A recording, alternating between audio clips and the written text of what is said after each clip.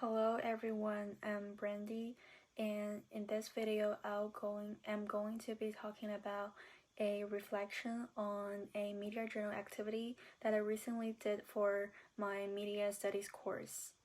So for this assignment, I kept a media journal for 2 days. I picked one school day and one weekend day just to give me a variety of things that I did or applications that I used. So throughout the 2 days, I used the screen time application on my phone to simply record all of my media activities in minutes, and I simply used the stopwatch function on my phone to record any other activities that were not completed using my phone. So after I collected the data, I organized them into a Google Sheet. I put them in different categories. For example, there are watching, reading, gaming, etc. And I labeled whether the activity was school-related or personal. So out of the data, I created a pivot table and I created 3 bar charts based on the data that I collected. There was one bar chart about personal media usage, one for school-related media usage, and one for a comparison between personal media usage and school-related media usage. I chose bar chart out of pie charts because it gives an easier and clearer understanding on how much time I spend on each category. The overall quality of the data is reliable and it reflected on how I use the media in real life. The amount of time were relatively accurate since I didn't round the numbers up for easy calculation, but there are still some inconsistency throughout the data. So I've only recorded my media journal for 2 days, although I tried to pick a school day and a weekend day to give me some variety of things that I did, but the activities I did were still limited. Especially on last week, I had a big history essay going on, as well as the unit test and major coming up, so I spent more time on school-related works than I normally would do, which doesn't necessarily reflect my habits on using media. In addition, there were some times which I forgot to record a media activity that I did, so I had to estimate the amount of the time I spent on the activity, which lowered the overall accuracy of my media journal. After I analyzed all the data and the results that I got, I've came up with some trends that appeared throughout my media usage during the 2 days. So first of all, the category that occupied the most of my time was social networking. I spent over 8 hours on social media during the 2 days. It actually makes sense because I really enjoyed chatting with my friend through social media and just randomly browsing through my feed.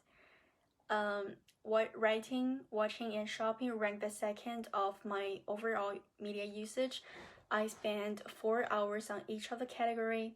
I do love watching videos on YouTube and Netflix, so I think that part totally makes sense. But I think for the reading and shopping, it only appeared like that because of the 2 days that I chose. As I mentioned before, I had a big history essay and the unit test coming up on that weekend, so that's why I spent that much time on reading. I don't think I normally would spend that much time on reading. And also the week that I recorded my media usage, there were Black Friday and Cyber Monday, so that explains why I spent too much time on shopping. Third, I've noticed that on weekend I tend to spend more time on personal usage, but on a school day I tend to spend more time on school-related media usage since I had many school works to do. Fourth, I realized that I don't listen to music during the 2 days that much.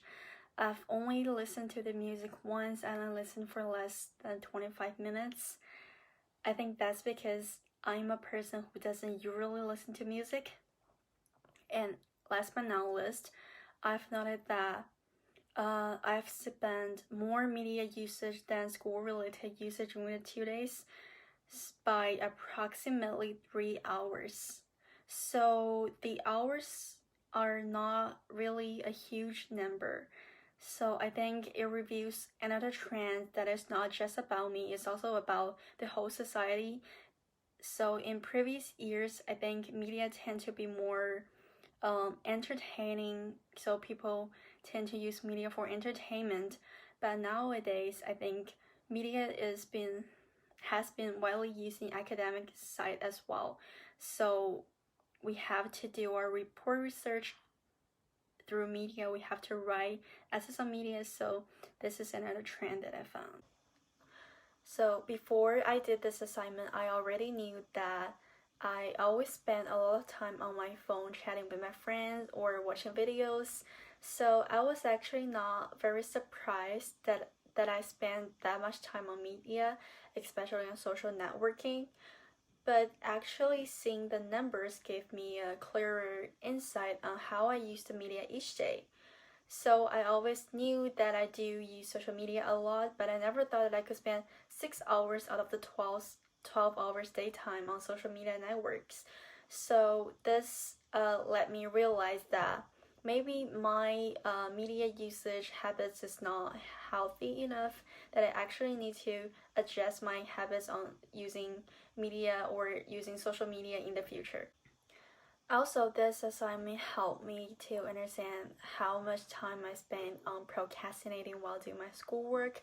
So I always thought that I was very busy on doing my homework, but actually seeing the data, I realized that I was not focused on the schoolwork the entire time. I did many other things while I was supposed to doing my homework. So I need to adjust that in the future as well. Creating my media study website offered me a deeper insight on how the media works and what is media. I learned a lot of things that I didn't know before through making each page of the website. Before making the website, my understanding of media was only limited to social media and printed media, but now I've learned that more and more digital media are entering the world of media, and I've also learned that media events are also a type of media. Also, I think creating the media website itself is very interesting because as we're learning what media is, we're actually creating our own media. So I think that's kind of cool.